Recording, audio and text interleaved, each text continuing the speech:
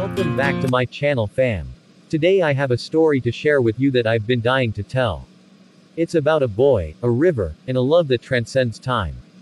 Jack lost his parents at the tender age of 3, and he faced the cruel fate of being despised and labeled as a cursed child. The villagers unjustly accused him of causing his parents' death, subjecting him to humiliation and branding him as evil.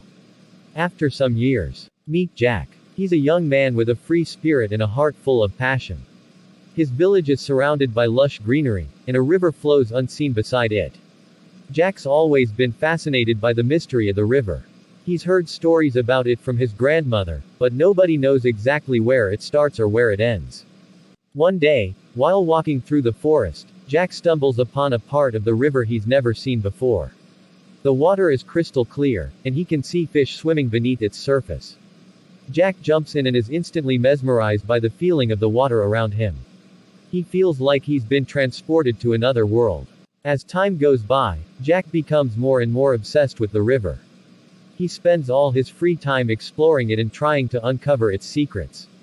He discovers a hidden waterfall, a cave behind it, and a family of otters that play in the water. Jack also begins to have vivid dreams about a mysterious woman who he sees walking along the banks of the river. He never sees her face, but he can feel a strong connection to her. His dreams become so intense that he starts to believe that she's real and that he's destined to find her. One day, while exploring the river, Jack comes across a small wooden boat that's been abandoned. He decides to fix it up and use it to explore more of the river. As he's paddling downstream, he sees the woman from his dreams walking along the banks.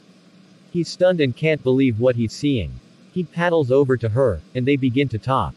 She introduces herself as Maria and tells Jack that she's been visiting the river for as long as she can remember. They talk for hours and realize they have a lot in common.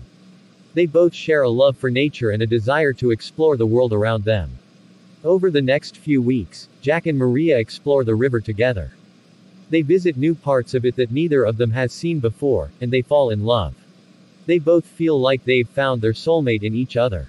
As the days go by, Jack starts to notice that Maria never leaves the river. She always seems to be there, no matter what time of day or night it is.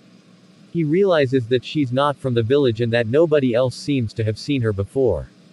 Jack decides to tell his friends and family about Maria, but they don't believe him. They think he's gone crazy and that he's imagining things. Jack begins to doubt himself and starts to wonder if Maria is real or if he's just dreaming. One day, while exploring the river, Jack and Maria come across a hidden cave. Inside, they discover an ancient map that shows the entire river system. They realize that the river is part of a larger network that spans across the entire region. They follow the map and end up in a small village on the other side of the forest.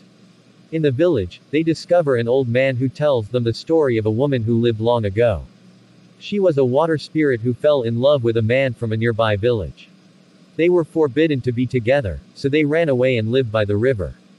Jack and Maria listen as the elderly man shares the tale of a girl named Maria who disappeared many years ago at the river's edge and was never seen again. Some speculate she transformed into a mermaid, while others believe she was abducted. However, I have a different belief. I think she became the benevolent river goddess, whose healing powers have been benefiting our people for countless years. In her regal wisdom, my grandmother shared her vision about a certain woman, the river goddess. She warned that if the goddess ever lays eyes on the man she loves, the river's healing powers will cease to flow. The king's decree was clear: no young man was permitted to visit the river, and this decision was made precisely for the reason mentioned earlier.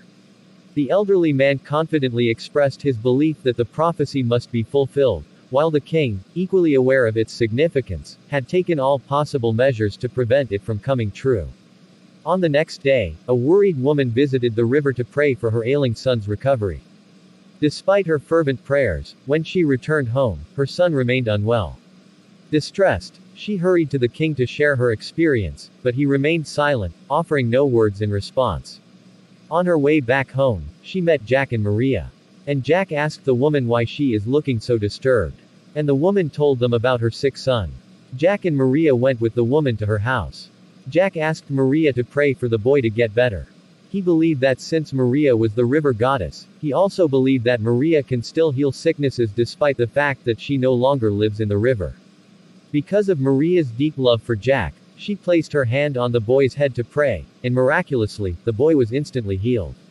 Since that day, Maria continued to heal people, and word of her miraculous abilities spread far and wide. People from all corners of the world, suffering from various illnesses, sought her healing touch.